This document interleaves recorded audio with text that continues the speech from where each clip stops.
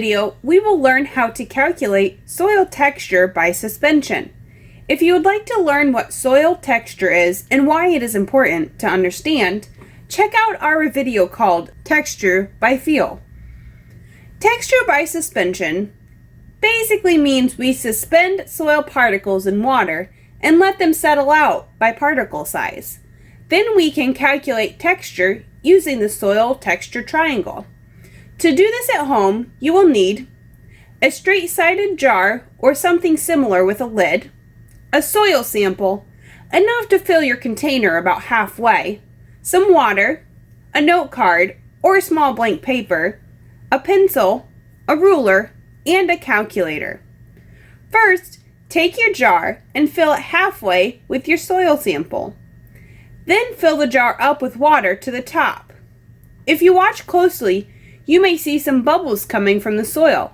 This is the air being pushed out of the pore space as the water is rushing in. Now put the lid on the jar very tightly.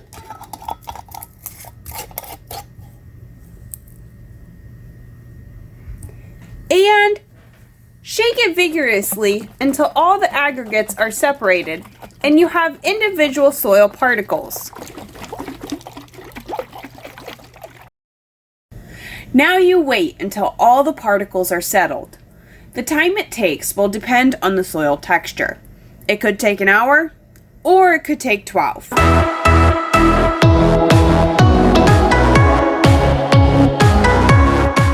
I had to wait overnight for my jar to completely settle out. If you look at the jar, you should be able to see some layers in the soil. When shaken in water, the particles settle out based on size. Sand settles out first because it is the heaviest, then silt, and lastly clay because it is the smallest. You may see some organic matter that is floating on top or suspended in the water. Keep in mind that you may only have 1 or 2 layers, but you shouldn't have more than 3. That's excluding the organic layer. In my sample, it looks like there is almost 4 layers, but remember that soil particle size is a range. So I probably have 2 sizes of sand.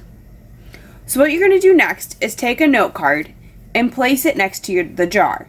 Then you're going to mark on the card the different layers, making sure to remember which side is the top and which side is the bottom. Mark on the card which layer is sand, silt, and then clay. A little tip, it may be hard to tell whether a layer is silt or clay.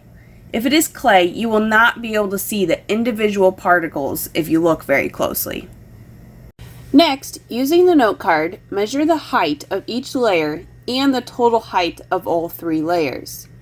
You can use either centimeters or inches, but typically centimeters is going to be easier to measure since the measurements are so small. In my case, the sand measures 5.7 centimeters, and silt and clay are both 0.3 centimeters, and the total then is 6.3 centimeters. You can then calculate the percentage of each soil particle size. First, make a fraction with the layer height on top and the total height of all the layers on the bottom. For example, the height of the sand layer was 5.7 centimeters and the total height was 6.3 centimeters. Then, create a decimal by dividing the top number by the bottom number. Round to 2 decimal places. In my example, I take 5.7, divide it by 6.3, and get the decimal 0.90. Create a percentage then by multiplying by 100. For my example, I multiply it by 100 to get 90%. And voila! You have the percentage of that particle size. Now repeat that process for the other layers, making sure that all the percentages add up to 100%. Now we can use the soil texture triangle to calculate the texture. So determine the percent of sand of your sample and find that number on the bottom of the triangle. Note that the numbers read from right to left, not left to right. In my sample, I have 90% of sand. Now I follow that line to the one that corresponds with the percentage of silt that I have, which is 5% in my case. And lastly, where those lines intersect, I can then double check my work by following the percentage of clay line. In my case, it was 5%, and it checks out. Whichever area the point lands in is the soil texture. In my case, my soil texture is sand because of the small percentages of silt and clay, but it is close to being a loamy sand. And that's it. Thanks for watching.